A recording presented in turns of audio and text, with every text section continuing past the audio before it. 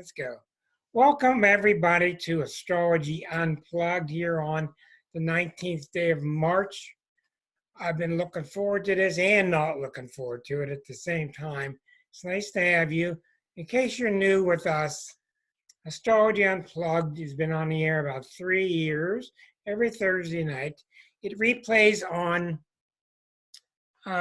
YouTube starting tonight or tomorrow. It's on all the time. On my page, Rick DiClemente page on YouTube. This is usually not an astrology class. We're in our 155th, 57th week. It's usually an astrology type of magazine with different guests, etc., on non-astrology subjects also. But this virus thing has become so huge that I had to interrupt here because what I've been doing for the past 8 weeks, I've been teaching an astrology course, a beginning astrology course for the last time I'm ever going to do it. And there's going to be 10 weeks out there, so you can take a beginning course. And if you know anybody that wants a beginning course, they can go to Rick DiClemente Beginning Astrology on YouTube. You'll see the first 8 weeks. Tonight was supposed to be week number 9, and we're just going to postpone that rather meaningless course and interject this heavy-duty talk, which is scaring us all and which was expected. Tonight, my guest is Stephen Poplin. We're glad to have you, Stephen. I'm beginning to you in just a second, and we're really thrilled to have him with us. But let me give you a little bit of an introduction about why Stephen's here, why we're here, what's going on.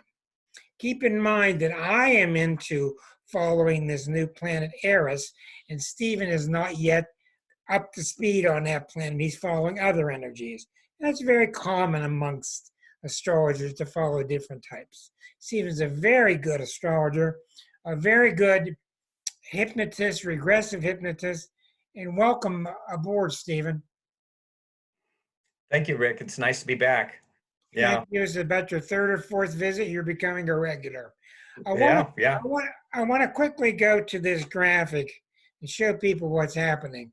And I've talked a lot about this in the past couple of months on videos here. This is a snippet of what's going on right now. Now, for those of you not used to astrology, this all started in 2008 when Pluto, this one's Pluto, when Pluto came into Capricorn. Capricorn is between about here and about here. And Pluto came in January of 2008. It'll be there till 2023. And that's the planet that's caused all the uproar, the exposing of all the corruption, the faults and falling down of all the different institutions, etc., etc. So not only was that heavy enough, and it is heavy enough, in the past couple of years, Saturn, this is Saturn with the legs sticking out, Saturn goes around every 28 years. So recently, Saturn has caught up with Pluto, and they conjuncted around the early January, which Stephen's going to be telling us a lot about too. So not only is that heavy duty, because these are the 2 most grave planets there are, in the most grave sign that they're in, and they're together in Capricorn. Well, all that's doable, and it's not fun, and it brings about recessions, and it's not the end of the world kind of energy. But what happened in around 2005 and 2006, we got this new planet called Eris. And there she is. And she's out beyond Pluto, and she takes 540 years to go around the circle. So the farther out these planets are, the more powerful they are. And you'll notice that when she was discovered, because she hasn't moved much in 8-10 years, when she was discovered, she's 23 degrees, Pluto's at 24, Saturn was just at 24, and they're all squaring each other. In astrology, the hard aspects are when 2 planets are together, when they're opposite each other, when they're at a right angle. Those are called the hard aspects. Well, not only did that set up the era,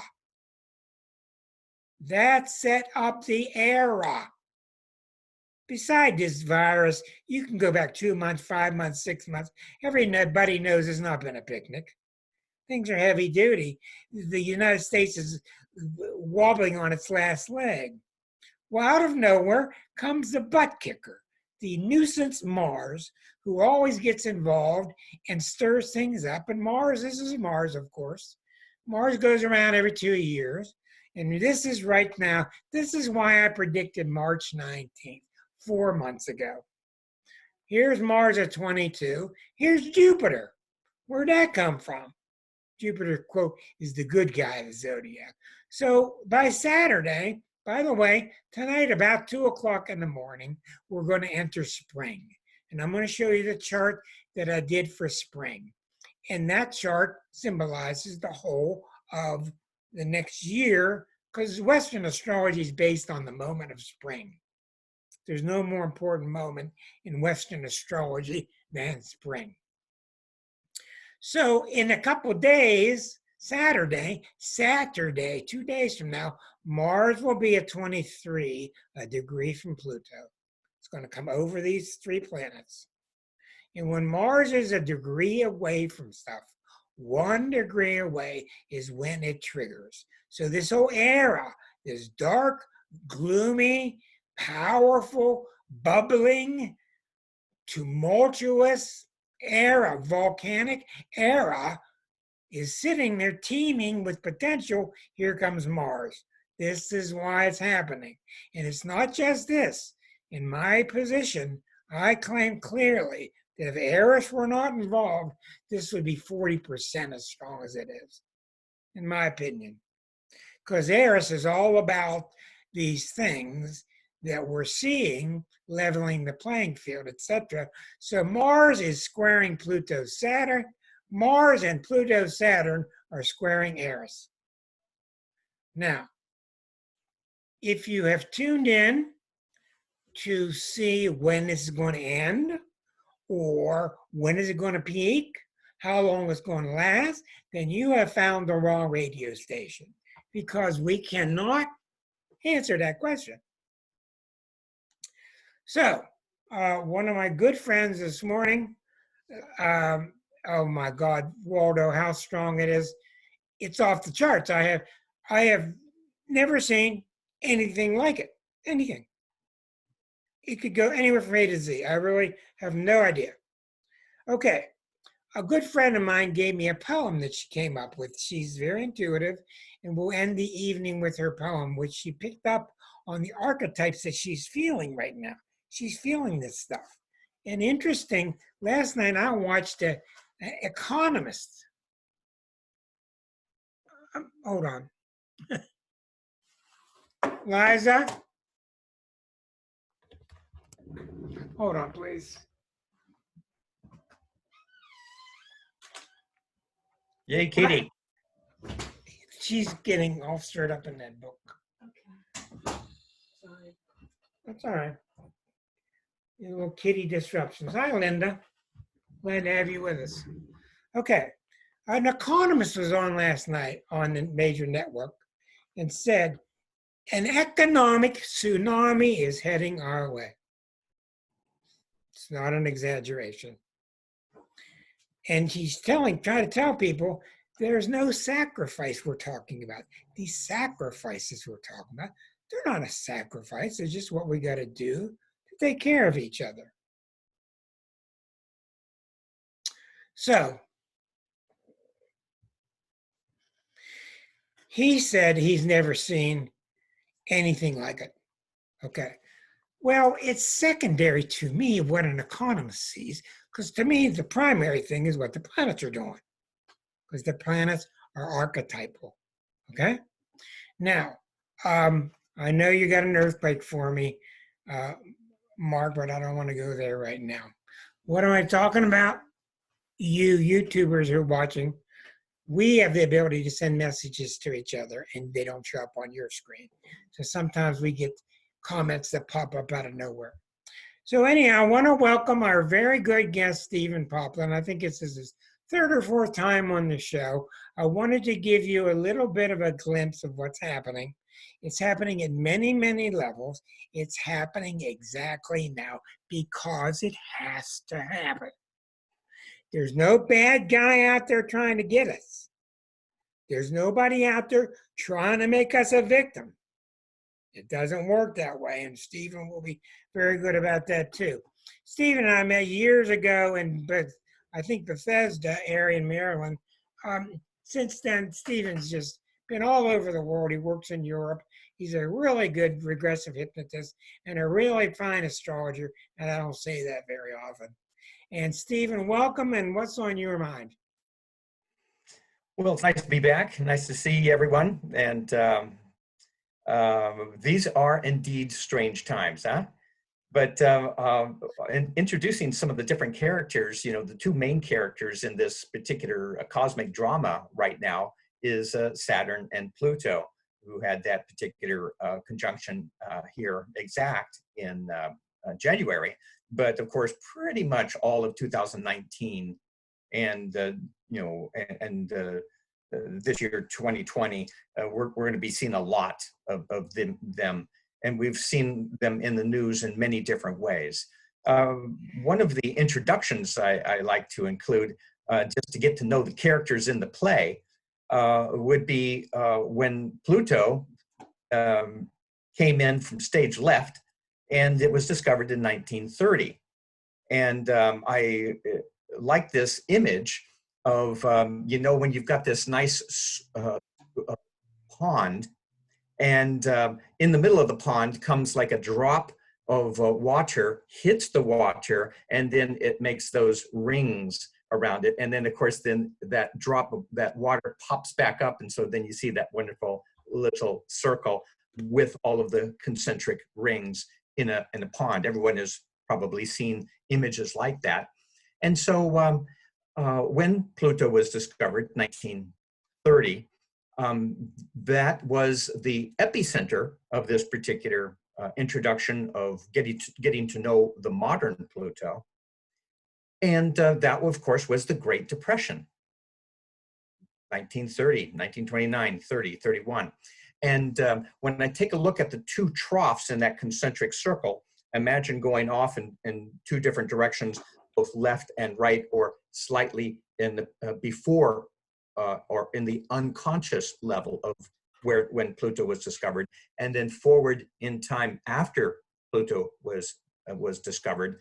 And then we've got on two sides of the detection of the introduction of this planet, we've got two world wars. So I've been taking a look at the power of Pluto, god of the underworld. And by the way, in the United States, there was this experiment during the same time of legislating morality in the form of the prohibition. And so then we had the government telling people that they could not, you know, drink alcohol. And when suddenly something that, you know, probably, you know, a month before the prohibition came, people were having a beer, they were having some wine or whatever they were drinking. And then suddenly the next, you know, next week, next month, they're all criminals.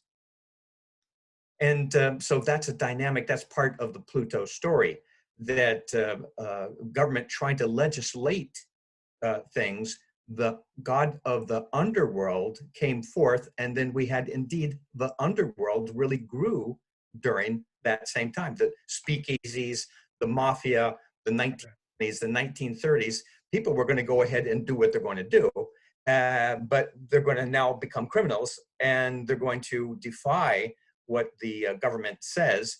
And so again, that was just yet another level of Pluto. During this same time, people were asking, you know, larger questions about what kind of political system should we have that can be equitable for everyone. And of course, at that first time during World War I, then that was also the Bolshevik Revolution, and then the experiment with the Soviet system. And that, by the way, maybe you all have also come across that really interesting conjunction of Saturn and Neptune as the communist conjunction. And whenever they come together, something really significant happens in the communist world. So that happened in 1917, but the Pluto-Saturn conjunction happened in 1914. And so and 1941. In 1941, 1947. 1947, then 1982. 1982. And right now. And right now. And it's really, of course, for any astrologer, when you see the patterns in the past, it helps you to understand the present and make some good predictions about the future. And they were opposite each other during 9/11. That's right. Opposite during 9/11. So these two combine and they mean business. You bet, you bet. You know, very serious repercussions all the way around. So with that, I just wanted to introduce, you know, some of the dynamics of one of the characters, Pluto. And then when it entered, and its very slow movement around the zodiac, 2008, early 2008, this god of the underworld, by the way, you know, Pluto and a plutocracy is control or rule by the wealthy. And indeed, that's one of the major factors that we're taking a look at this time, or actually whenever these two heavy hitters come together, because Saturn oftentimes deals with governments, structures, Yes. things organized here together. And yeah, and so here we have this most recent picture shown up here. In your chart, January. In your chart, Stephen, for the viewers, Pluto started around here when it was discovered. Takes 250 years around. In our whole lifetime, since it's been discovered in 1930, it's gone from here to here. There it is. Just halfway around the zodiac. And this is from January 12th. So it's covered half the zodiac. Go ahead. Yeah, yeah. Well, as I said, when it went into Capricorn in 2008, that was our recession. And the responses of the US government was to have the bailout for the larger corporations and the banks and so forth, which a lot of people really didn't like or appreciate, but you know, what could they do anyway? It was a done deal. But that just, again, introduces the arena in which a particular drama would unfold. And then that would be Capricorn of government, of Papa, and Papa knows best.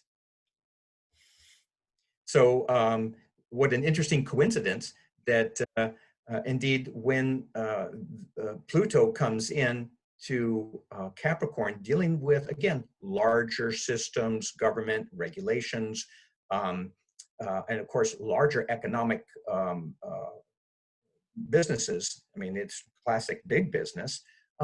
Pluto comes in there, we have the big recession, and then, of course, a crisis comes from that, in which, again, homes were kind of like the epicenter of that particular economic earthquake, and all of the betting, I'll call it betting, you know, about what they were going to be doing. Well, as it was in Sagittarius, which is a fire sign, which can be prone to betting on certain things.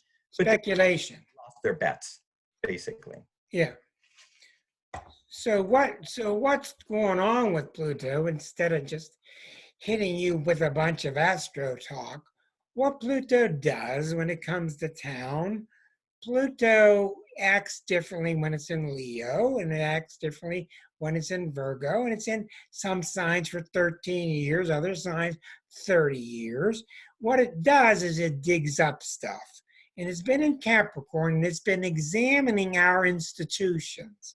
And it found a lot of our institutions were corrupt, not because Pluto made them corrupt, but because they've already became corrupt. And Pluto just uncovered it. And that's what Pluto's job is. And Pluto has some nasty jobs in the zodiac because somebody's got to do it. And one of Pluto's jobs is to keep evolution going.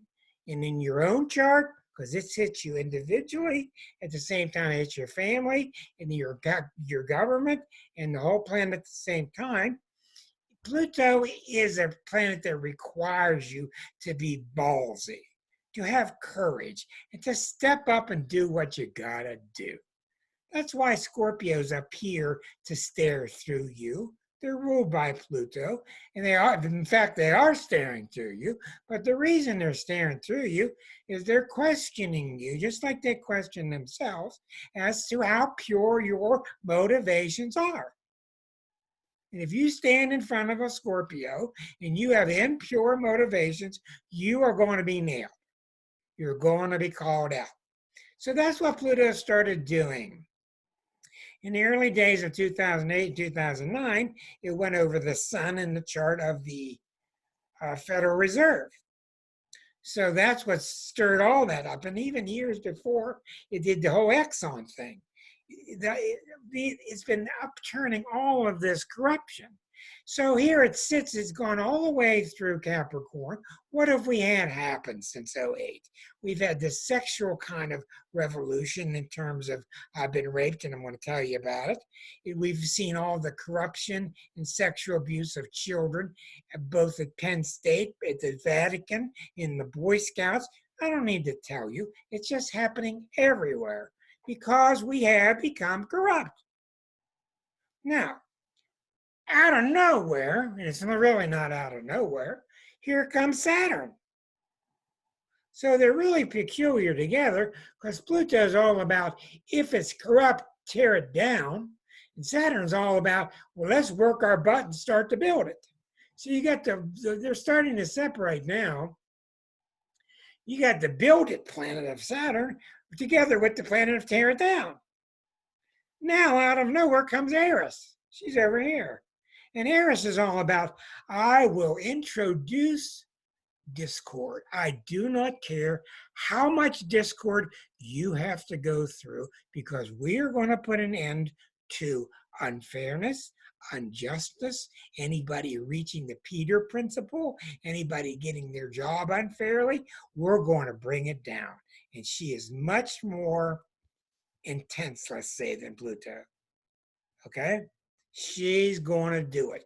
She started on her dark side, manifested first. It seemed more obvious.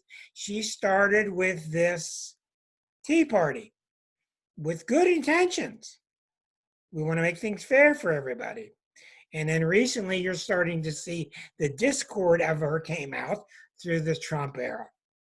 And this guy has thoroughly humiliated the whole Western Hemisphere. And what's really happening here is not Trump. The dark side of Eris is what Trump uses. He uses the dark side. We're not being treated fairly. They don't treat us fair, and we're going to cause discord. We're going to cause chaos. That's very real, but it's the dark side. And what I was talking about today on Facebook really comes into play here, and I think I want to see what Stephen says on this, because I think it's really, really symbolic. The problem is not the people. The problem is not Eris. The problem is we're standing on old structures, i.e. a constitution that no longer works. We're standing on a lot of past laurels that don't work, and here comes one guy, whether you like him or not, and he dismantles a pandemic team by himself. And I'm here to say, if you had a group of 45 people, he'd have been the only one in the group that wanted to dismantle it. The other 44 wanted to keep it. And I don't know for sure, but I think he wanted to dismantle it because Obama probably installed it. But the point is, the Constitution that they gave us, our beautiful founders, was set so you couldn't have one guy run away like this. How is this happening? Look at the straits that we're in right now because of one guy's decision. Whether you like him or not, look at the straits we're in. Instead of, can you see a whole group of 30 erudite professors decide, no, we don't need a pandemic response team? Well, now they're begging for all this equipment and stuff. So the problem is us. And us sitting by idly and listening to this? And why have we allowed this? So what in effect Pluto Saturn is doing is going to work through us. It's not just bad. It's going to work through us because it's here. It's incorporated in us. And we are here now. Our success will be dependent on how introspective we are. Are we seeing clearly what we've done? Can we learn from it and build from there?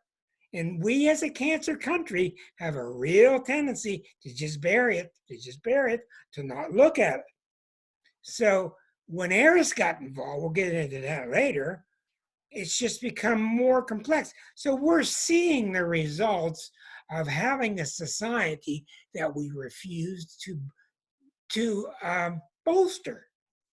The house is coming down, not because the house is faulty, but because we didn't repair it all along. That's why we were told, the plumbers told us, the mechanics told us, the engineers told us, and we just kept, what did we keep doing? Money, money, money, money, money in America. So now it's blowing up, and it is blowing up. And there's no way Stephen and I could tell you how long it's going to go, how severe it's going to get, when it's going to be over. But that's what's happening. So in effect, what Eris is doing is she's the Robin Hood.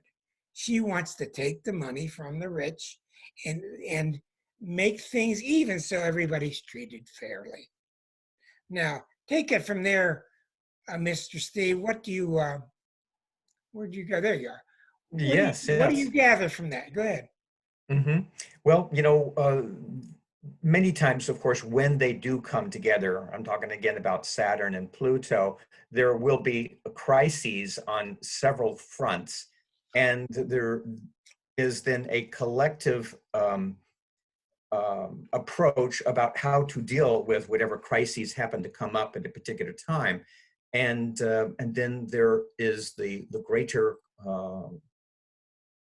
lessons that one learns, again, collectively, because our whole world is involved with some of these different things.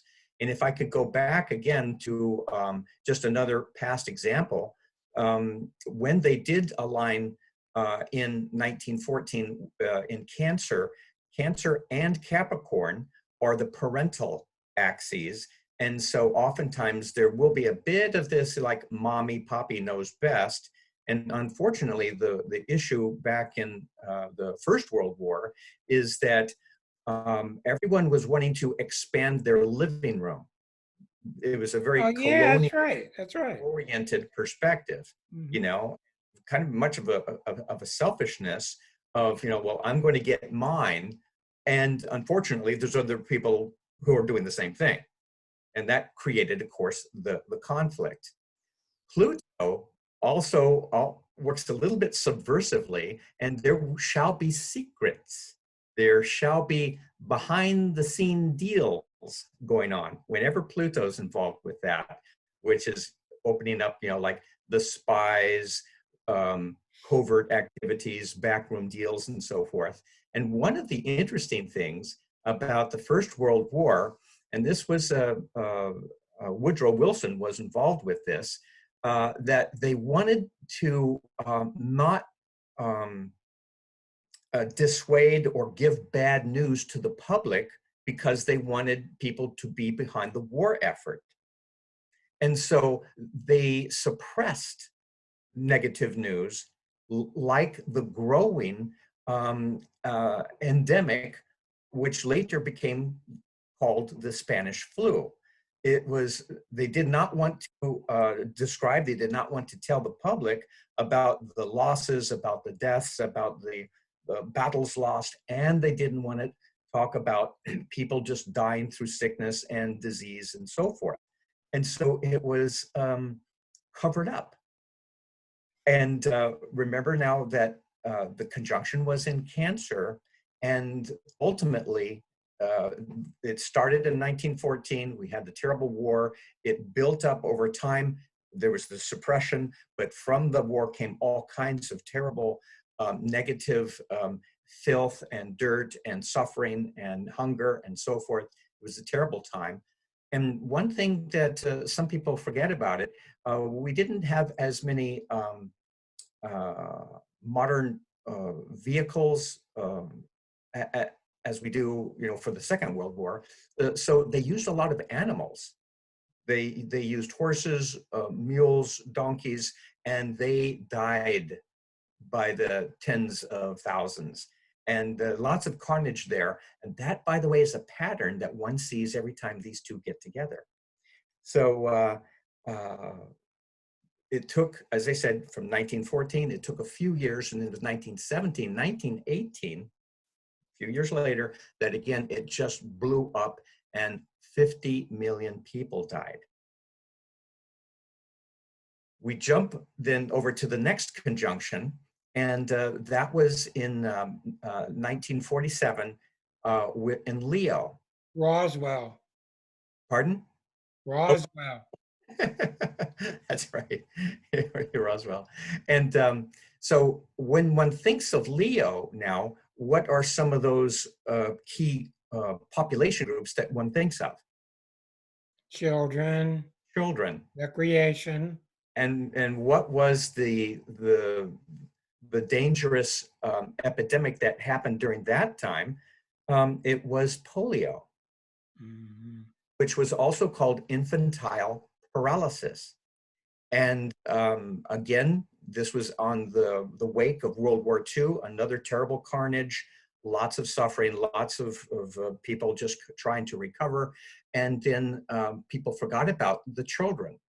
And even though officially it's the beginning of the baby boomer time, and some of us are involved with that part from the late 40s on into the mid 60s, but there was again a concern, a concerted concern by the governments to say what is going on here with this rising polio epidemic, and it came in a couple of different waves.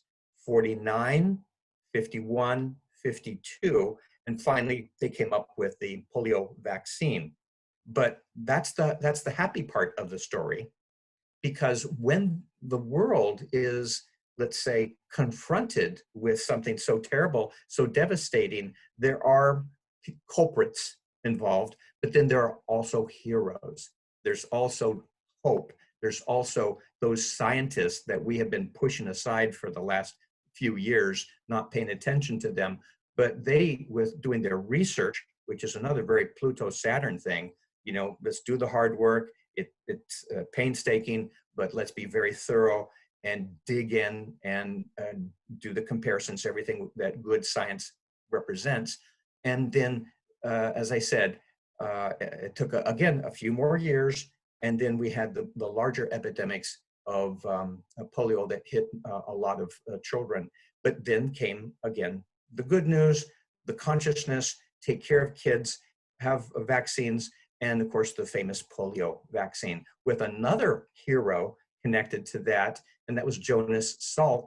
And you all probably know that he gave away the patent for that. He's out of Pittsburgh too. I mean, what an admirable person that was. And so be on the lookout for heroes during these times. What did you see?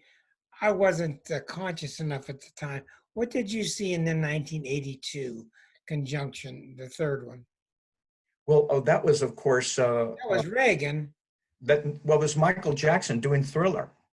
Yeah, you had the dismantling of the economy, the delusion of, trickle-down economics. Exactly. Now, that was at the very tail end of Libra. Yeah. And so now we're going to be looking for that type of epidemic connected to relationships. That's right. That's exactly what happened. Mm-hmm. And that's what happened. And so then we had the AIDS epidemic that, again, took some years afterwards to really blow up. And heroes, science, research, confronting that, concerted efforts to deal with something really horrendous. And 4 years later, they started the seeds of discovering DNA. Right. right. Six. As Pluto was in Scorpio. Mhm. Mm-hmm. So Another what's thing, going on with Pluto and Saturn now? Pluto's in Capricorn, '08 to 23, and then we're going to have a Pluto return, which we're not even mentioning. right. You just mentioned, 2022 in the USA's chart, which is yeah, enormous. which is pretty intense. What's going on when you got Pluto there from '08 to 23? And then Saturn came in the last 2 years. So what are these two trying to say to us in the sign of Capricorn for the whole planet? Okay. Well, before we get into that part, I wanted to, because I'm so far the pattern that we've been looking at is the conjunction, we have the issue, and then we have 4 or 5 years as it gets really big and almost out of control into truly a pandemic and into something that is really over the top. But if I were to keep on going in that direction, I would say, well, this is the beginning of that, and we're going to see this for the next 4 or 5 years. If we say we've got a pattern here, and we do have a pattern, and it's going to continue. However, we've got some good news, and in the form of yet another epidemic that happened, and you talked about it, Rick, during the 9/11 thing, but we had the SARS epidemic in 2003. And that was again when, same thing, when we have the Saturn-Pluto opposition, and Pluto was in Sagittarius, Saturn was in Gemini, and that was in 2003. And so, as I say, again, that was a big deal. There was lots of fear about that. But we're now coming closer and closer to our modern era, and we have got all kinds of techno gadgets, and we have got some high-level educated people, the Genome Project, we've got lots of innovations. We know a lot more now than what they did back then. And that particular epidemic, SARS, only lasted 4 or 5 months. It was contained. And I think that's part of the good news here that makes me a little bit more optimistic about this particular. You're calling this SARS-2. Yeah, SARS-2. It was, interestingly enough, another corona type of virus, and it did come from another wet market in China. Are you familiar with the wet markets? Yes. Who's familiar with the wet markets with you? Let me see your hands. With the bats. Yeah. Oh, it's really quite a horrendous thing, but again, brings up this idea of what are we doing with the other creatures that we live with here upon the earth, our fellow animals and so forth. And a wet market is just a market you go to, and the animals are either alive or they have been freshly killed, and they're just sitting there. Exactly. Not in pretty Kroger. But the thing in China, and which is why these 2 epidemics started in China, is because they are very dirty conditions. They treat the animals quite poorly. They have cages stacked on top of each other so that they urinate, on the animals below. It's really quite terrible. But think of Pluto again with the elimination system and the reproductive system that's connected to the Scorpio parts. And what is really crazy is that they are collecting in these markets exotic animals and endangered species, again, for delicacies to eat. Yeah. And that's including rhinoceroses and tigers and other endangered species. I mean, it's just crazy stuff going on there. I didn't know about that. But again, the epicenter, that is the source of these last 2 coronavirus types of epidemics. And the last one was, of course, from Guangzhou, China. And that was discovered, they started having outbreaks the very tail end of December 2019, which is why it's called COVID-19, 2019. But it was only the last days. And it wasn't until the 9th or the 10th of January that the first death occurred. That's exactly what your chart shows, and we saw this when it happened. This Mm-hmm. was, we forecasted around the 10th day of January. Here's your chart calculated for That's the 12th. And January 12th. that was the exact Pluto and conjunction. Saturn are exactly together. Mm-hmm. Right. That is the exact 46. 22 Capricorn, So 40. that's when the seed is planted. That's when the That's seed the is seed. planted. Yeah. That's the seed. And when you Mm-hmm. talk about the seed of a Pluto Saturn and you look at the world, you're talking about how does the world deal with its structures? How do the governments get along? How do we deal with our excess? How do we deal with our toxins? How do we deal with this stuff? And you can't keep shoving stuff under the rug. And as an astrologer, one of the worst things you see is a client who's going through a Pluto time and they want to try to just keep stuff under their rug. And you just tell them, and most people are doing pretty darn good about it because we are changing. But what Pluto does, it comes up and lifts up the rug and burns it. And there is no more rug, and there is no way to put it. So we're really, and I'm sure Stephen sees this too, we're really in the midst of a really good time. People are really learning. People are taking responsibility that I create my own world. Look at the people on Facebook. Every other person starting an energy center. They want to do their healing with people. They don't want you healing them. They want to heal themselves. A lot of wonderful things are happening. But with Stephen's strong, Stephen's a Scorpio, and he's got a really strong Jupiter Uranus in his chart. One of the things that happened in the last 20 years is we have met each other. Last 30 years with 1995 and Windows and the internet and all these sleepy years and years and years, and everybody's up there holler. And all of a sudden, we met each other. West meets East, religions meet religions. These people meet you. Your genes meet their genes. Everything's just coming together so crazily, so fast. And we have been shown clearly that we don't have the institutions to handle it. And what Pluto and Saturn is saying, you can't fake it. When we start to build anew, which is the Saturn impulse, and we're going to go into Aquarius, which is that impulse too. When we do that, we've got to start doing it with the right heart. We've got to start building with the right intention. And anywhere you go now in healing, the word is intention. The word energy is going out the door now. Everything's the word intention. What is your intent? So what this whole thing now with Mars and Eris is doing, you got a two-part story. Before the intention and the rebuilding, the whole place has to collapse first. And that's what we're in. We're in the collapse. And there's no telling how big this will be, how wide. Thank God China got no new cases today.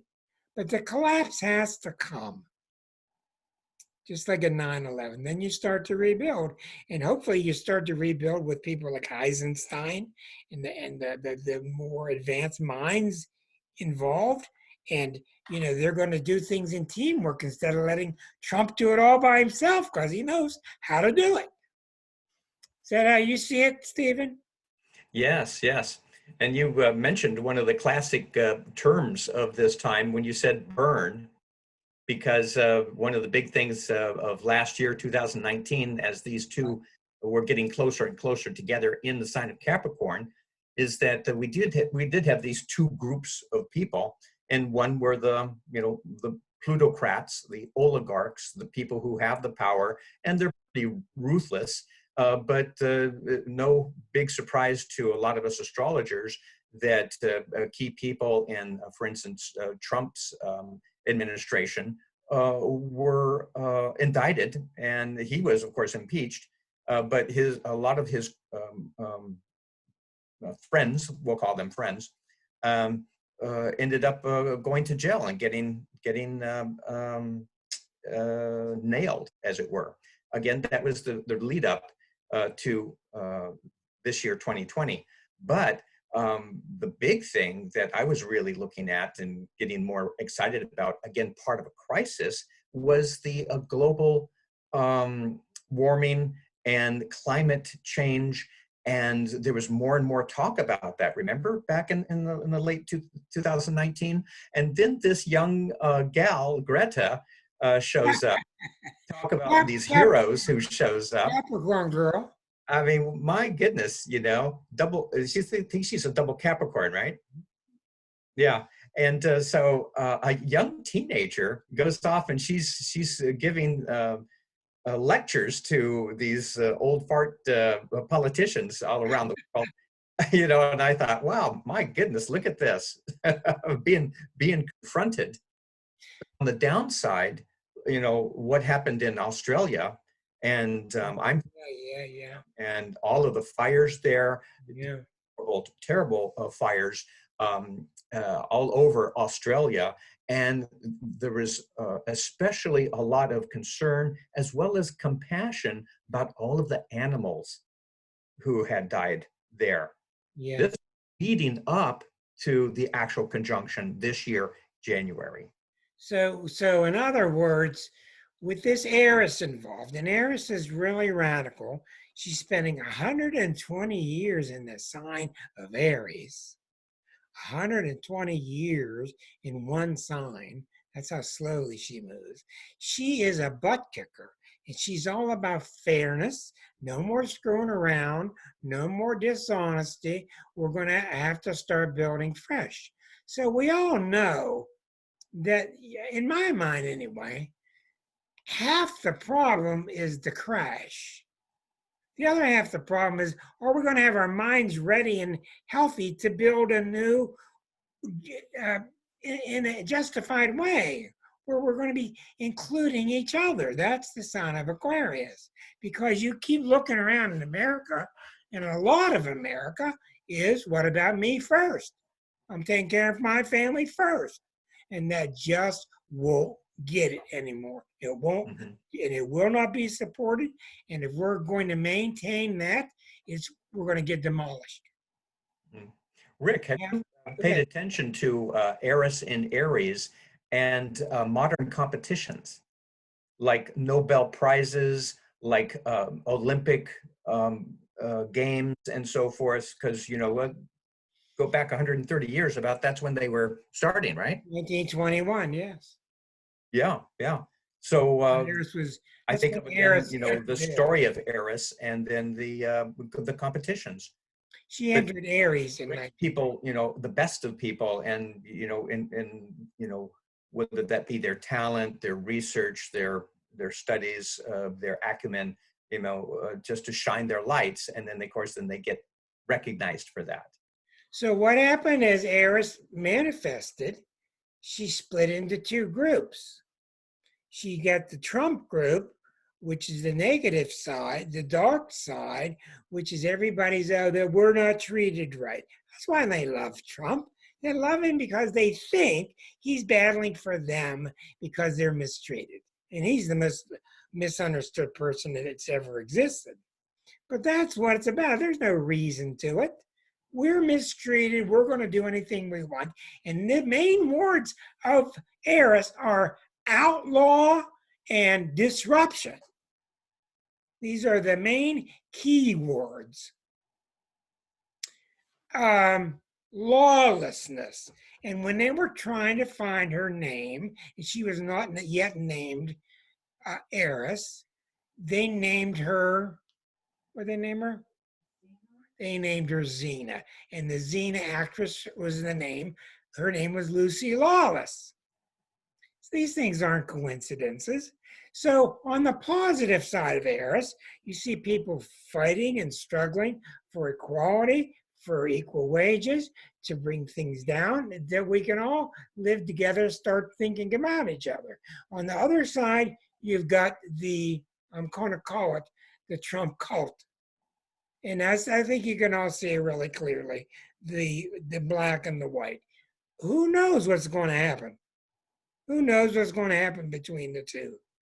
But thank God there are groups like this and we're talking to each other, and we're writing books, and we're making videos, and we're trying to influence each other to bring about the positive. Because when you start to bring a society together with Aquarian principles, which are so strange to a Cancer country, Aquarian principles are what's in it for you is in it for me. What's in it for us?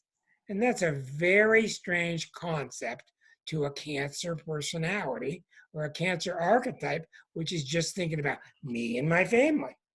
Me and my family. We're going to be okay. But that doesn't get it. That's what's coming to a head now. That's what's coming to a head. Okay. So when I deal with a person, and I see a person going through a Pluto time, and there's all kind of stuff going on in their life. I've always told people that I believe there are 4 stages of a Pluto transit, which can take around 3 years. When Pluto goes over one of your planets, there are around 4 stages. It can happen to a person. It happens to us all collectively. Stage 1 is denial. Oh, there's all kind of junk going on, but we don't need to fix anything. Everything's shaking up. We'll just keep on doing what we've always done. Stage 2 comes about, which is what we're in now. Stage 2 sucks. Stage 2 is you can't BS it anymore. You got to fix it, and you don't have any idea how you're going to do it. And all you're left with is darkness and dirt and a shovel. And you're just shoveling the junk out of the mine. Stage 3, hopefully you will get there. We're certainly not there now. We're deep in stage 2. Stage 3 is you start to see daylight. You're shoveling and you're doing all that dirty, hot work in the mine, trying to dig yourself out, all your junk, get past your stuff, and you start to see daylight. You start to see that what I've been doing in stage 2 is leading to light. It's a wonderful stage. Stage 4 is harder to get to. That's when you're out and you've come out of the darkness and you've taken a shower and you get up on top of your fresh horse and you ride on. So we're not ready for that because we're in stage 2. So people ask what happens in a Pluto transit. What happens in a Pluto transit is you will have success if you introspect and look at your junk and dump your junk. Look at your dishonesty between you and other people. Look at our dishonesty between us and other countries. Look at all the things that we know we shouldn't be doing, that we know aren't right. Look at them honestly. Say mea culpa if you want to, and shed them and let them go. Then you start to rise like the phoenix, which is the Scorpio energy. On the other hand, what do you think happens if we just keep denying it and we don't look at it? That's where we're at now. So what's happening now is we're at the collective level. We're at the collective level of Pluto, where one of the things that if you're up above the earth, and imagine yourself to be a big brain that's up above the earth, and you're looking at the earth neutrally, it doesn't take a wizard to see that one of the biggest problems on the earth is the United States. It doesn't take a wizard to see that. And I love the America, but I also hate it. What it's become, what it's doing, and how we BS ourselves, and we put our head in the sand about what we're really doing. So when I deal with individuals with Pluto, there's a tendency in astrology, and I'm sure a lot of you are here because of this, you want to see what the planet is doing to us. The planet's not doing anything to us. Pluto's not doing anything to us. Saturn isn't, and neither is Eris. What's happening is those massive archetypal cosmic energies are coming through us now. And that's a really good sign, even though it's tough, because it's symbolic that we can handle it, or else they wouldn't be coming through. We can handle the new consciousness. This is very much symbolized by how many people you know who are getting divorced now and they stay friends. In the old days, you didn't see that. You divorce somebody, you hate him forever. That was the way it was. Blah, blah, blah. People are having separateness. They're having disbonding, the unbonding um, rituals. This is very symbolic that we're starting to grow and see. So all this stuff coming through us came through us at a time that's exactly when we discovered 80 new planets. In the 1800s, we discovered one. 1900s, we discovered one. 20th century, we discovered two. In the 21st century, we discovered 80 new ones. That's why Pluto was demoted when? 2006, same year Eris was found. So what this symbolizes is us psychically, we're now ready to handle a lot more. We're really ready to handle it. But what happens with an individual under a Pluto transit is the following. Yes, some tree fell and smashed your car. Well, it wasn't Pluto that smashed your car. What it was is you won't let Pluto speak inside of you. You won't let Pluto have a voice. And Pluto's trying to tell you, quit being dependent on ABC, quit depending on this and that, and realize that you have the power with me inside. Come inside with me and I'll give you the power.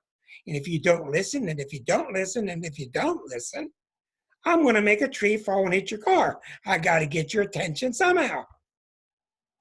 That's what causes this. That's what's caused the virus. The collective mind knows it can handle more, knows we could do better, knows that we could run the United States and maybe give a little hand to the people in South America instead of going down there raping them. Maybe help out the people a little bit in Africa. But money, money, money, money, money, money, money, money, money, money. So you can kid yourself all you want, and Mr. Bezos can hand over all his money to you. And it ain't going to help because this is the end of capitalism. This is the end of that stage. It just won't work because built into that word capitalism is to capitalize upon one another. Mr. Poplin? Again, you got it right there. And this is the big bugaboo. This is something that, again, you go back to when Pluto was discovered and, 1930. Troughs on either side of that. And the larger systems, capitalism, socialism, Fabian socialism, cooperation. I mean, they were all kind of like fighting each other, trying to, take control. And so it is about control, and that brings us again back to Saturn, Capricorn, and so forth. But could you do me a favor, Rick, and put up that chart for the exact conjunction of Saturn and Pluto? Yeah, and we'll do that. Point out a couple of things there. And then could you also make a chart of the transiting planets right now? Yes, and I also have on top of that. I also have the one for 5 hours from now, which is good spring. Remember? Good. Yeah, put them. Here's the one you want. Is this right? One on top of the other. Yeah, could you do that? Okay, yeah. You want to see which on which? I would like to see a double chart, and on the outer ring, the ingress for the equinox right now. Okay, well, let me give me a moment because this one is a JPEG. Okay, you've got the time here, 12:40 p.m. in Washington, D.C. Yeah, maybe you could talk about this chart while I do that. Yeah. I'll talk about the chart, and if you can calculate that. Can you put that chart back up? Yeah, you want to put this one up? Yeah. All right. Can you see it now? Yep. Can everyone see it? They can see it. I'm going to disappear for a moment. Go ahead. Okay, very good. So here we have a couple of very interesting things, recognizing that this, of course, is a wide pandemic, but this is a setup here for Washington, D.C. And I've got to do this particular chart has a couple of really, I think, interesting things. Chart for Help me January to 12th, have a little bit more of an January optimistic 12th. perspective. 2020. What was the time of that? Oh, I can't do that.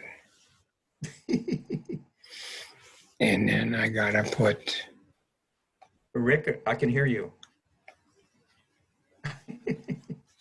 Okay, so the interesting thing about this, I mean, this particular conjunction, could have happened, anywhere and anytime, but here it was in January, very close to the conjunction of the Sun and Pluto and Saturn. Here in the 9th house, you can see the Sun, 2158, almost 22 degrees.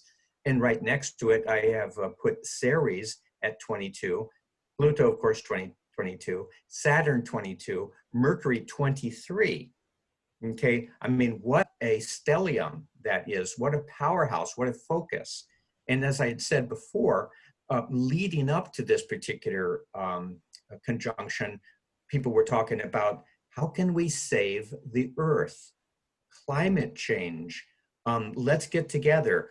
The planet is overheating. We have major fires in Brazil and California and Australia and other places, and we have to do something. So it was already kind of a crisis point even before we came to where we are today here in March 2020.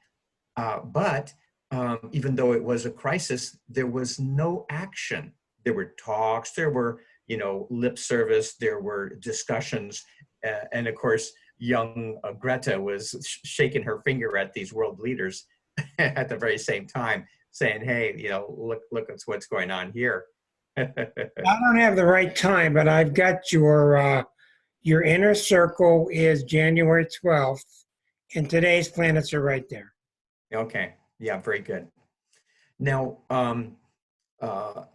again, this could go anywhere in the world. The one that I had for Washington, D.C. is more specific to our country, the United States, in the 9th house. But still, that lineup of planets here, I believe, and this is where I get more optimistic, that's perhaps back to my Jupiter, Uranus in my 10th house. Yeah, thank God. Yeah, but Jupiter, I think, is going to really save the day, as it were. That's what it does, huh? Here it is at this time, at that conjunction, it was at 9 degrees Capricorn. And you see that the truly focus point here of Sun, Pluto, Saturn, and even Mercury, 23 degrees, they were all together here. And now it's taken a couple of months, but here we are now, Jupiter at 2244. Jupiter has now entered from that initial chart. It has entered in a worldwide communication with those planets, and the megaphones and the mass media are part of the Jupiterian perspective, telling the whole world that's what Jupiter does. Yes, to be healthy, to stop something that could be a great menace. And if they're thinking about AIDS, or if they're thinking about the Spanish flu, they really were tremendous. They really were major dangers throughout the whole world. But my feeling, Jupiter is such a positive planet, beneficial, giving, understanding, and even lucky, that now that it has entered into that close conjunction, already starting off, it's already past that point with Sun. And so now everybody is talking. I mean, again, you think of get the word out, Sun and Jupiter, get the word out for sure. And so the whole world is now on the same page, wanting to not, let's say, blah, blah, talk about climate change, but saying we have got now a pandemic and we need to do something. And right now, in several countries, scientists, researchers, medical teams are working on cures for this particular virus. And I believe that as Jupiter, not so slowly, it's moving quite quickly, as Jupiter is moving over the top of where that conjunction was in January, we're going to be seeing breakthroughs, positive announcements, people that have discovered things, and as I have said before, heroes standing up and saying, you know, let's look at the big picture. Let's think about, you know, we're all in this together. Here's the moment of spring, Stephen. This is the moment tonight about 2 in the morning, spring. And when you do a chart for the world, you do it for Greenwich, England, which is the That's right. epicenter for all of astrology. This is the chart for spring tonight. This maps out the entire next year, not the calendar year, but the actual natural year. This is tonight about 2:30 in the morning. Take that one. Take that and put it in your pipe. Yeah. You got Pluto at you know, 24. as the sun goes into Aries. 24. This is 0 Aries. This is the moment of spring. Right. The moment of you know, spring. Greenwich, you know, that's the PowerPoint, you know, and it used to be, of course, the center of the world because, you know, the British, you know, controlled the world, and, you know, the sun never set on the British Empire. And so for a long time, you know, you read some of those astrology books from the late 1800s, early 1900s, and they were all set here towards Greenwich. And look at Pluto. Pluto is 10 minutes from rising. 2440, the rising sign 2430. Saturn is right behind it. Mars is away. And look at Eris. Eris is 2336, exactly square to it. Exactly. This means that the whole year ahead of us, I don't care what the rest of the chart says, this is so major.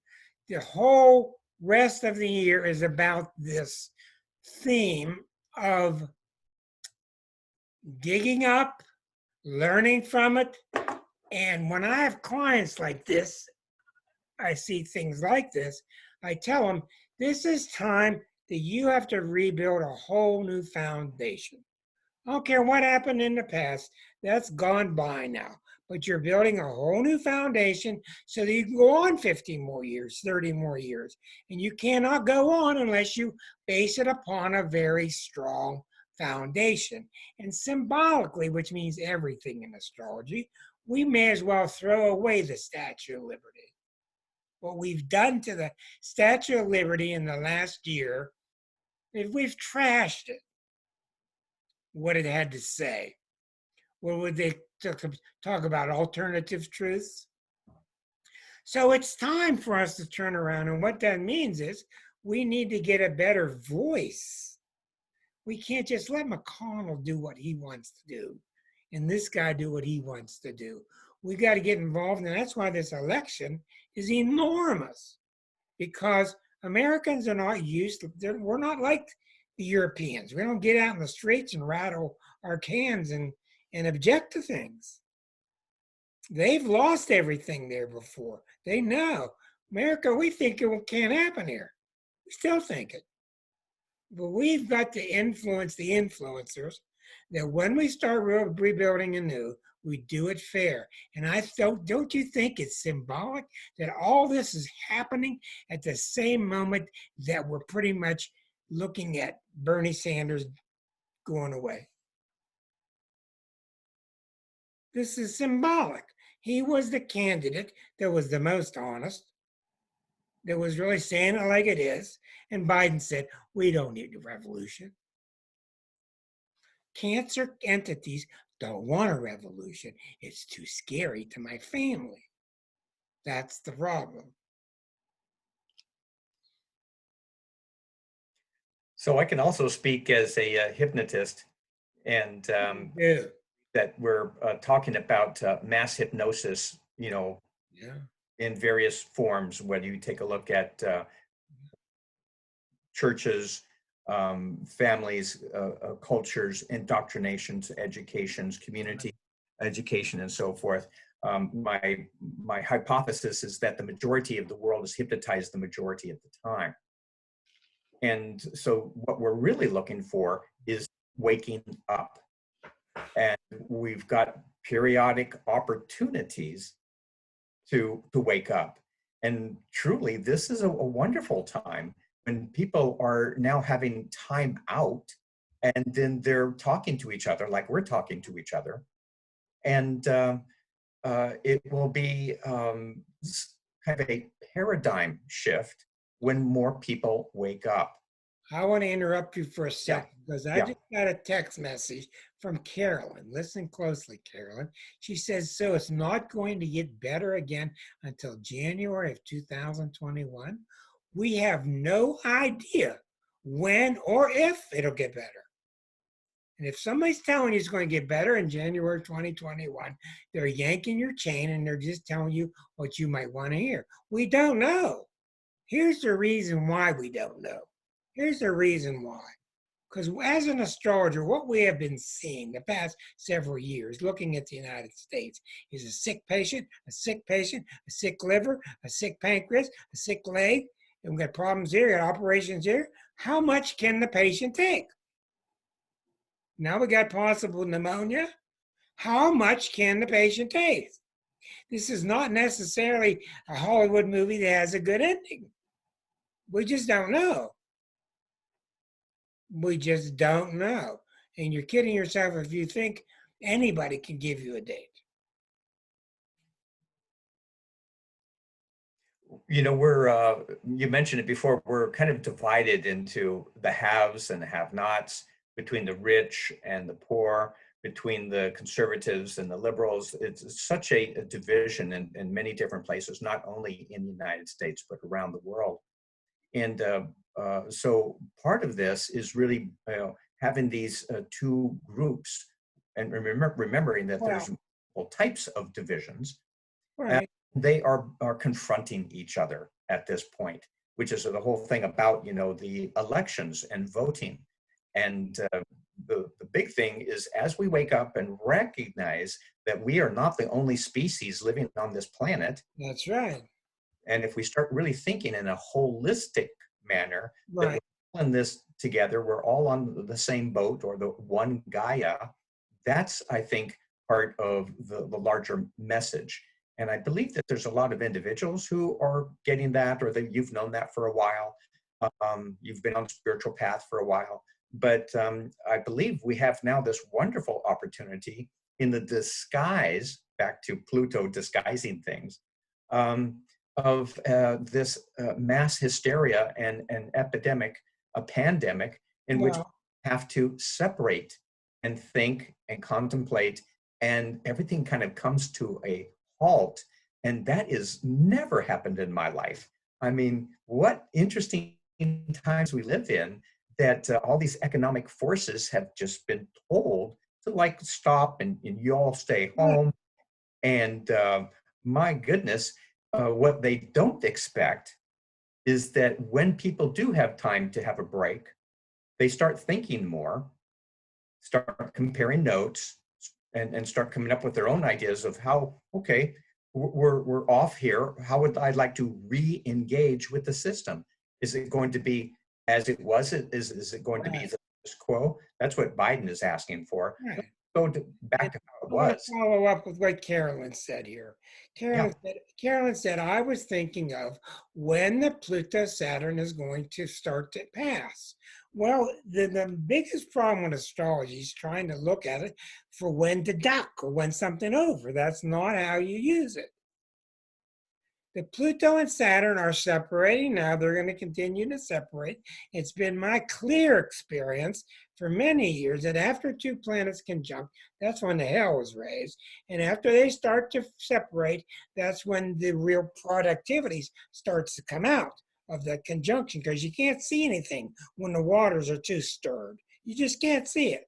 When they start to separate, you start to see productivity coming out of it. Okay?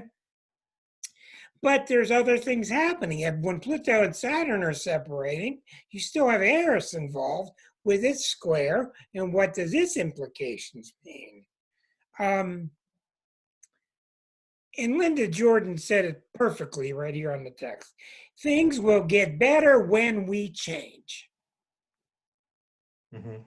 That's And exactly right. wonderful, That's when it'll change. When we yeah, and change, it'll be better. we're getting signs of the change. And Yes, we are.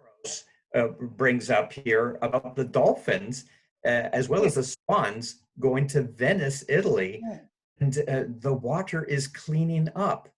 And in China and other major cities, there's less pollution. And wow, the earth is getting a break. Well, those are wonderful signs. And what we have to do is come out of it somehow.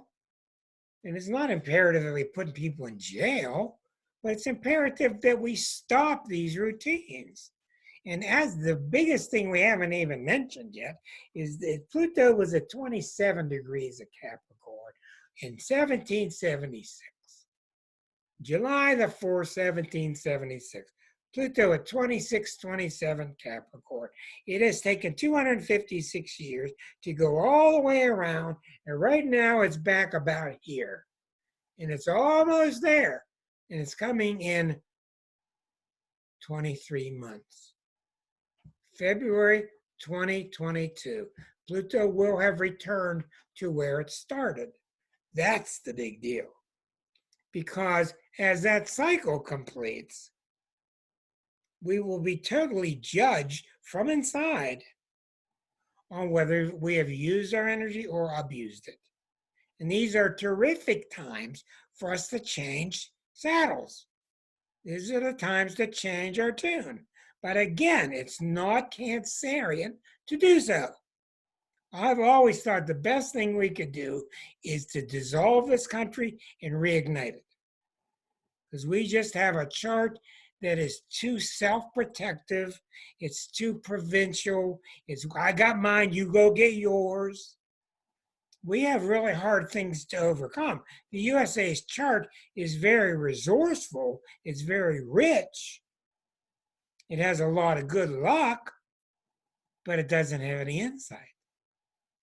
It doesn't have introspection. And that's what we're somehow doing right now, I think, intuitively. I think right now we're getting our opportunity.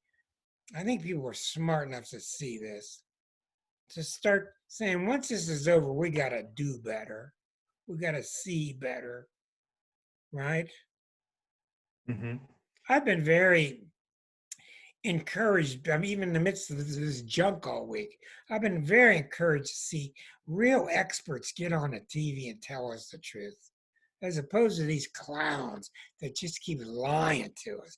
Lying.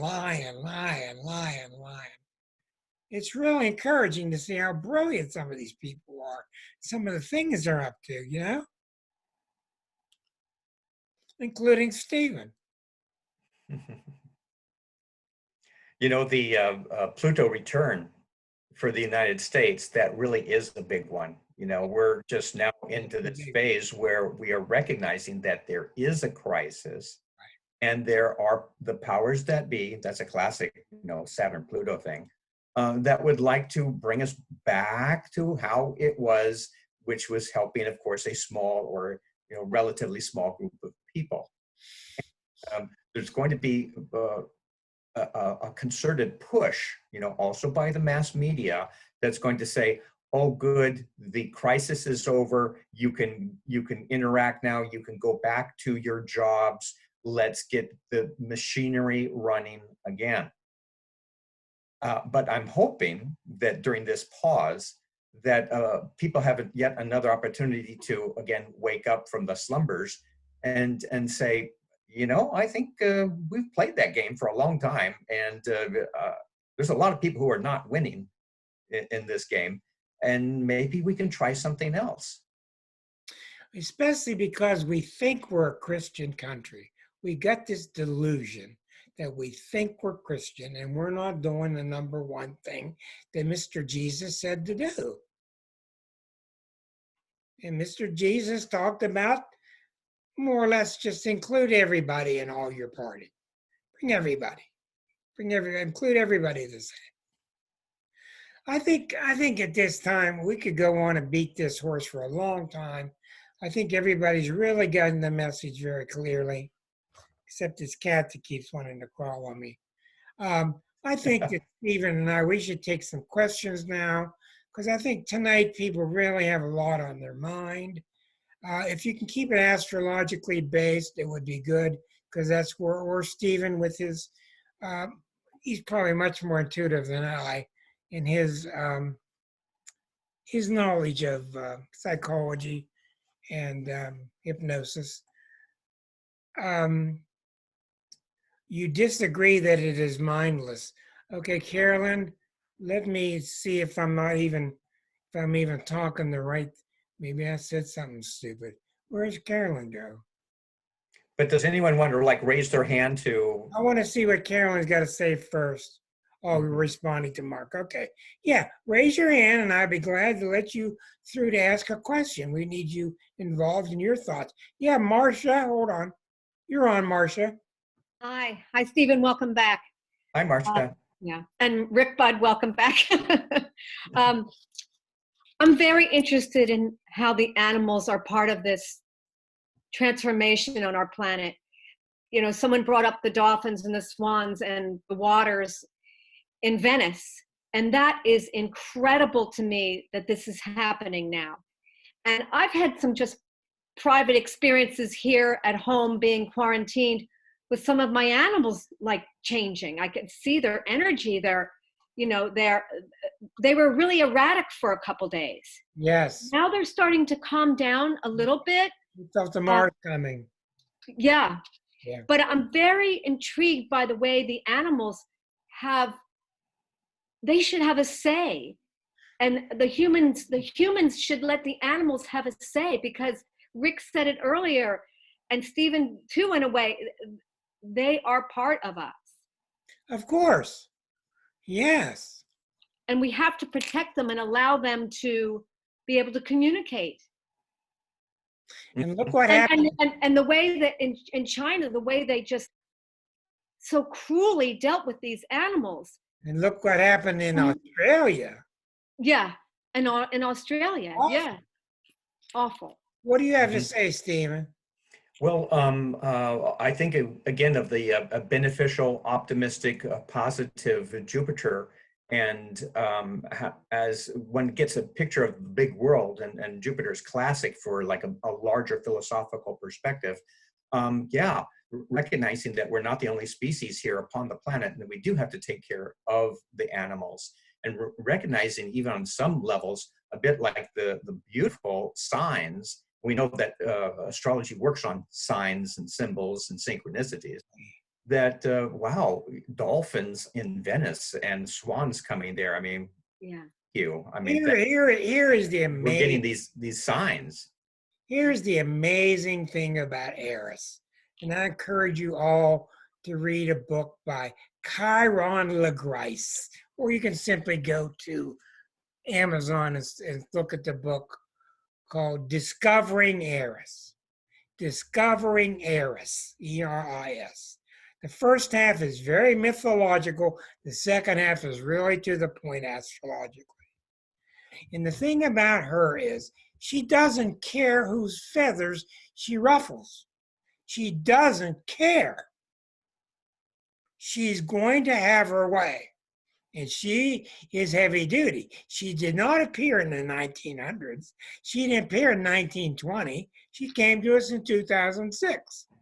She's ready to go. And she will not have it anymore. Pluto's job is to destroy and rebuild whatever's in the way of evolution. Her job is flattening. Just flattening. And I was going to read this. I was going to read this at the end, but I'm going to read it to you now.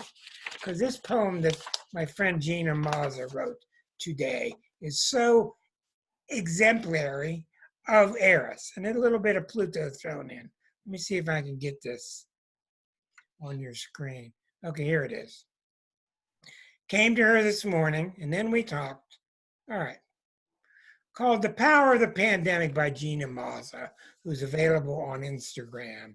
To surface the subconscious, to burn all battlefields, to embolden hearts, to reveal false idols, to abolish oppression, to collapse systems of inequity, to empower the people, to inspire sustainable innovations, to sober up the egotists, to incite rightful action, to level the playing field, to unseal unspoken oaths. And if that's anything Eris does, it is to level the playing field. That she's going to do. She's going to do it. She is doing it. Where do you think Me Too came from? To shed light on dark corners of deception, to cease the degradation, to course correct our value exchange, to catalyze compassion, to shatter illusions of separateness, to shrive away non-essential, to renounce the seduction of fame, to unearth holy ground, to transfigure grief, to birth a new humanity, to create heaven on earth. The above world is on its way. It is here now. And open your eyes. Wow. Wow, that's fabulous. It is fabulous. She's available on Instagram at Gina Mazza _poetry. She was the reason behind the Exquisite Zodiac. She was the editor of that book. She's a very powerful intellect. She works with societies out of Italy who are kind of model, almost like model communes for the future. So I encourage you, if you'd like to see that, it'll be on this tape, of course, to go there and get it out of Instagram. But the real Hey, Rick, Rick, is she also an astrologer? No. No, because she's not. She's a writer. Her imagery is so appropriate. Just ignore. She's a Scorpio too. But to flatten the play, to level the playing field. That's what's happening. And we have to stop being nice. We don't need to be cruel, but we got to flatten the damn playing field. When we see somebody building a fixed routine into some playing field, no, we're not going to have it anymore. We just got to speak out. That's my opinion. What do you think, Mark?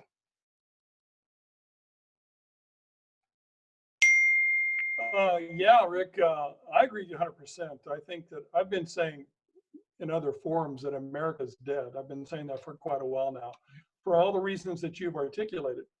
And we have a major wake-up call here, and it could be the pandemic that's opening our eyes. But let's go back to something that Steve talked about, and it's been in the chat as well: climate change. You know, if we don't make changes, then we're talking about half of humanity dying in the next 100 years anyway. Or sooner. Mm-hmm. Or sooner. Yeah. Really it's a crisis. Yeah. It's really scary. And we have such wonderful people. And we have such wonderful families and wonderful potential. But we got to get some of the bad guys out of the way. And let the good guys have some elbow room, you know? And we got to do things differently. And thank God there are a lot of really good authors, a lot of great websites, a lot of great songs, DVDs, all that stuff. Stephen? You know, one of the things, you know, going back to the Pluto return of the U.S. chart, it's close enough right now, especially it's in Capricorn, and it's there, right? Here 2020 for the next couple of years. So it's going back to 1776. We were battling, as it were, Mad King George. Yeah. Do we see the parallels? I'll take him any day. Bring him over. And there was a time when they said, you know, we feel as the colonists that we are not being taken seriously, that our votes don't count, that are being autocratic, and it's a top-down situation here, and we're not going to play anymore. And so we're going to back out. And of course, that was, England did not want that. And of course, then that was the Revolutionary War.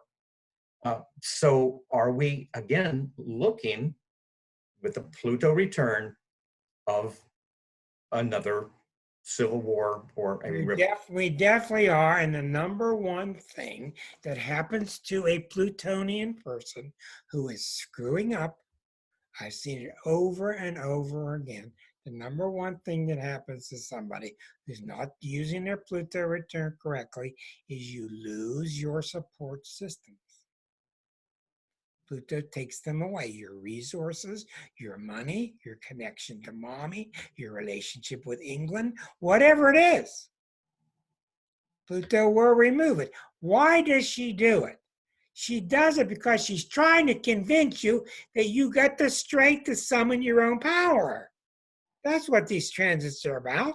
You can do this. Step up, have the courage. That's what Pluto's about.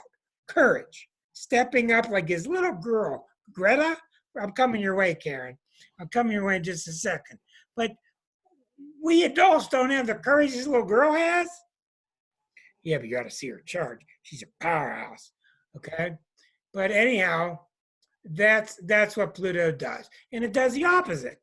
When you do your work and you try, all you got to do is try. Pluto brings you all these people to try to help you. Yes, Karen, let me put you on, dear. Go ahead. Well, I just have a question. So I understand where all this is going astrologically and everything, but how did we end up with 3 70 somethings as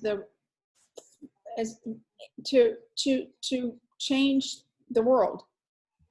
I mean, with all the really good voices that were in the mix, how did we end up with 3? You're talking about Trump and Biden and Bernie? Yeah. Exactly. That's right. And if I might say, what group of people would Capricorn rule? The old. Yeah. Pluto and Cancer generation. There it is. Okay. The Pluto and Cancer generation. Take us back where it's safe. Take us where it's safe.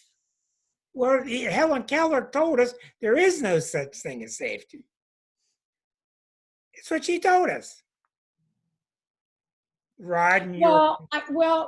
It's just that when you're in a situation where you feel like you're gonna fall over the cliff any second, that probably is the natural instinct to want to be safe for a while. I understand that, but the problem, I think, is not just the peril that we're in. We don't see America getting its S together when it's over.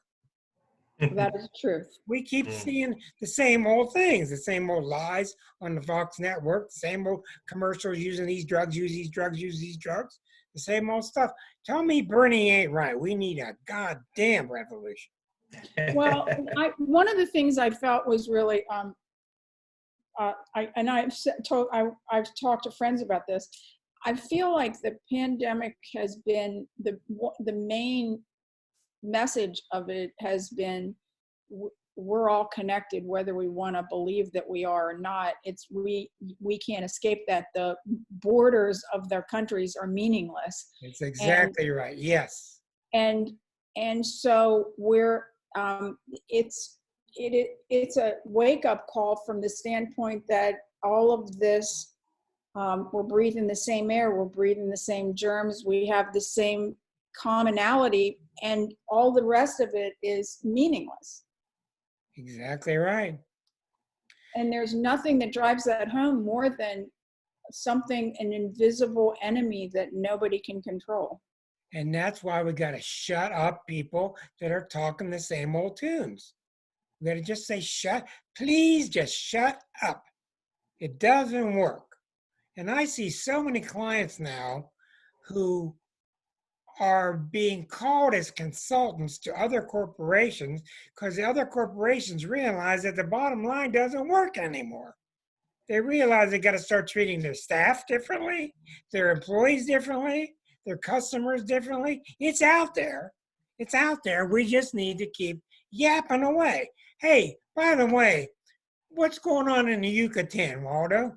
How things going down in Latin America? What are you guys finding? I'm sure it's similar. What's happening down there? Well, like you guys say, is that we are all connected. We are all connected. There's no more countries or presidents or anybody else. I mean, I think the major thing that we're going through is that they put everything in the table. Now you choose which path you want to follow. If you want to follow a path of a president or a politician, and then you go to the same thing all over again. If you want to follow the path of humanity and the prosper of the earth, and then you do your part, and then you do whatever is possible in your front, and forget who's going to be the president, who's going to be the person in charge, because those people don't going to have any power anymore. We give them the power. We are give them the power. We are the ones right now going through this period so we can see that we can make it. It's like they open the curtains and say, here's the script, which one you want to play. And I will say, don't forget about Neptune. Neptune is putting the script. Pluto and Saturn has been working for the last 8 years or more. I mean, the structure's already pretty bad. We all know that. The governments everywhere are not good. Either side, if it's socialism, if it's communism, if it's capitalism, it doesn't matter. What matters is that we are here to work with each other. And the main thing I would say is accept each other. Try to be acceptable. If a person is not ready yet, okay, accept it. It's not ready yet. But we could put a little bit of the I say a grain of salt of sand, and let them know that this happened for everybody, not for the whole country, United States, not for only for Mexico, not only for Canada. We can see now it's for everybody. Yeah. We can see how anything could affect everywhere, but it's not about that. It's about what somebody say. Look at how the air is cleaning up. Just in 2 or 3 weeks, we can see the results. So we should be grateful, because now we can see that we can make it, that we could really do a change if we get together. That's a really good point. Yes, thank you. That's very good. Thank you. I must say, Waldo, I recognize that 3 days before that conjunction in January, and I hope I can pronounce it correctly, Popocatépetl. Yeah, it's signs everywhere. Volcano. Look at what happened in Puerto Rico. We have in Puerto Rico, December 26th, first earthquake. Then we have 2 more earthquakes in January 6th. And people are not really realizing. The only way they realize now is because it's happened to everybody at the same time. This is what I don't say I like, because I don't want to sound like I really like this pandemic, but that was the only way to wake up everybody at the same time. Because sometimes you wake up, oh, something happened in Puerto Rico, okay. A tornado over there in Texas, okay, they fine. But then we are not getting moved. And Mars is saying, you're moving your butt right now. Mars is going through the Capricorn, is tapping everywhere, say, move, action, do something. So do not expect the government to take care of you only. So what does this mean on the individual level? Because we all got these planets exploding, just like he's saying, in our own chart. And Mars is the present one there now. Mars means get moving. Mars is action. Mars is our vitality, is our with sun. Your truth is different than my truth, but get moving towards your truth. And a lot of that means saying no. That's right. No, I don't want this. No, I don't want this store to treat me like you're treating me. No, I don't like this. I'm going to call and complain. but the complacency, I don't know where it came in. Did it come in with the Look at this. Look at Leave this. It to Beaver in the 50s? But boy, it's just gone downhill, downhill, downhill ever since. The Look nice at little this. calm 50s when nothing could happen to anybody. Look at this. What happened right now? It's never been a type of ceremonies, ancestral ceremonies to, for our earth, like the pyramid ceremonies, everything that had to do with earth. That's why Uranus is in Taurus. Uranus is gonna soon. I mean, I think all the transpersonal planets got together. I like to see always I'm over there looking at like a transpersonal planet. What we gonna do? What we gonna do to wake up all these people? And this time they all got together and say, "This is the plan. This is the plan. We are not gonna let this one talking go." to different astrologers because they have such wildly different ideas. I like to play the game like I'm the planet and like I'm the Neptune, how Neptune will behave, and Uranus how will it Oh behave, my and God, all that. that's all we need is Neptune involved. I'm really glad thank you, Waldo. I'm really glad that Stephen brought up what Jupiter is doing because Jupiter's getting lost in the shuffle. And I do want to let you know if you do need to get a hold of Stephen, there's Stephen's email. You want to send him money and stuff like that, you can get accepted all right there. Stephen, I want to leave the network open here. People have other questions for Stephen or me? Anybody got questions, statements? Come on, Linda Jordan. I know you got things to say. Erica. Then I'll get to Erica. Come on, Linda. I always got to pull it out of your mouth. Oh, all I'm going to say is that one thing I've learned from you is that if you're going through a Pluto transit and you don't take care of business, then the next thing coming down the road is going to be worse. And so, I mean, that's the thing. I mean, when people want to know what's going to happen next, it depends upon what we do now. I mean, if we think this is a matter of getting through the crisis of the virus and everything's back to normal again, then the next thing is going to be worse. You're exactly right. And exactly. So I think that, I mean, that's one thing. And one of the news items that's come across in the last couple of hours is that at least 2 and maybe more of Republicans in the Congress knew about the crisis and sold their stocks in hotels and other stuff. Oh, their chart is so corrupt. The cancer. Oh my goodness. I mean, it's just it's unbelievable how all this is exposed now. I mean, the tapes the secret tapes come out. The stock transactions come out. I mean, and if you think it's only 2 of them, that's I have a bridge to say. Money. And so I think that one of the things, and I'm sort of, astrologically indifferent to the Joe Biden thing, but what I will say is that I think it's going to matter who he puts in. I don't know if the presidency is that important. I think it's who goes into and we've learned that in this presidency.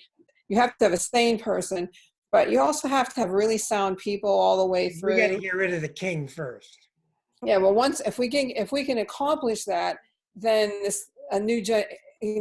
it'll be a new generation of leaders going in lots of places, and Biden is stealing ideas off of Elizabeth Warren right and left, so maybe it won't be as bad as we thought. Shut up, Susan. Okay, thank you, Linda. I wanted to get to Erica, who's been kindly waiting. Erica, you're on, dear. I was just wondering, like on a psychic level, Stephen, can you tell whether people, when this is over, are going to be the way they were after the Spanish flu and the First World War, where everybody just wanted to forget about it and never talk about it again? Yeah, that's a very good insight, Erica, and that's indeed part of the Roaring '20s. When they said that the war to end all wars, wasn't that a lie? Wasn't that wrong? That was over, and now happy days are here again. And very soon after that, you know, when there was no war and when the Spanish flu was finished, then they had prohibition, you know, and so everything had to go underground. So I must admit, you know, that is a recurring dynamic and an inclination. Many people want to just forget the bad times and let's get on to normalcy. And I think that's what Biden is offering right now. That's exactly why they jumped. False normalcy. Exactly. I want to say something in finality to you all. Okay. For years and years and years, Liza and I watched the planets and watched them, and you can tell when they're coming. You can feel them going overhead pretty clearly. And then along came about 2010, 2015, in the last 5-6 years, I was lost. I just could not figure out what was going on. And I'm not that easy to trick. And I knew it wasn't Pluto. I was watching Pluto like an eagle. And I was watching and watching and watching until somebody slapped me in the face with Eris. And all I'm saying to you now, once you tune into her, you're going to see how big she is, how this is the age of Eris. And she's really, really remarkable. And she's very scary because she doesn't play games. She doesn't play games. But I really encourage you to get the book, Discovering Eris by LeGrice. Discovering Eris on Amazon. I want to take the time to put a real special thank you to all of you, but especially to Stephen, and you're welcome anytime. And I'm really, really glad that you joined us tonight. I'd like to say one more thing also before we go. Have each of you kind of like take that conjunction chart of Saturn and Pluto from January and kind of watch, because Jupiter is at that point right now, and slowly it'll be like a 2-week period over the top of each of them in the next month, which is very soon. And just kind of like watch world news and signs and symbols and see what Jupiter is going to, on a positive slant, on a hopeful slant, is going to be saying to us. And also, how many here have got pets? Oh my goodness, very good. You know, I have really noticed, you know, that this particular conjunction, you know, we have to care for all sentient beings. And there's people who are now staying a little bit more closer, more time with their pets. And I believe that especially one's dog or cat are like little ambassadors from spirit, you know, helping us to learn patience and love and kindness and helping those who are a little bit more weaker than us. And here we are having to spend more time alone or more time at home. And so we're hanging out with our little ambassadors. And for you that are not aware, Stephen is centering his days recently around the Virginia Beach area. In case you're local, and it's a reading with him is just so awesome in person. It's good by Zoom also. But anyhow, I want to thank everybody for coming tonight. It's really been a good discussion. We tried not to scare the hell out of everybody. Not Karen. But we have to say the facts, and the facts are what the planets say. So wishing you all good health. Please be careful. Please don't take any crap. Speak your mind, and we got to bring in this new world ourselves. Because I don't know about you, but most people I talk to, I don't think they got a clue about what we need to do. And I think the ones that do are all right here. Hey, thank you all so kindly. Love you all. This will be up on internet probably tonight or tomorrow. And thank you especially once again, Mr. Stephen. Thank you all. Take care. Good night, everybody. Right.